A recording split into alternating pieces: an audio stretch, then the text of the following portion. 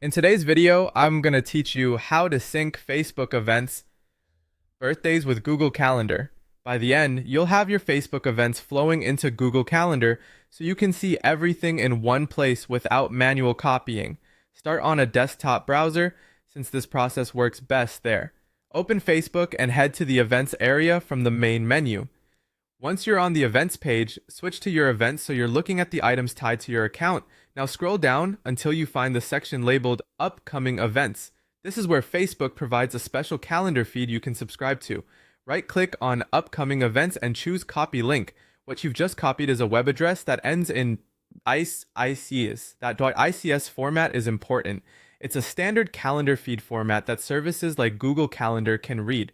Think of it as a live read-only pipeline from Facebook to your calendar. If the link you copied doesn't end with .ics, go back and copy the link from the upcoming events option again. With that link on your clipboard, open Google Calendar in your browser. On the left side, look for the section called Other Calendars and click the plus icon next to it.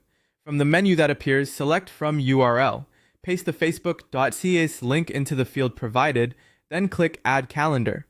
Google Calendar will subscribe to that feed and create a new calendar under Other Calendars.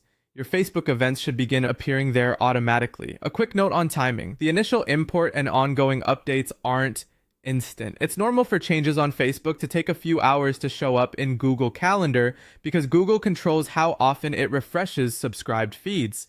The feed is read only, so if you need to change an event, do that on Facebook. Google Calendar will pick up the update on the next sync. Depending on Facebook's current setup, this feed typically includes your upcoming Facebook events and may include birthdays as they're presented by Facebook. If something isn't visible right away, give it some time to populate. One final tip about privacy. The .ics link is a unique address that grants access to your event details via subscription. Treat it like any private link and avoid sharing it publicly. That's it.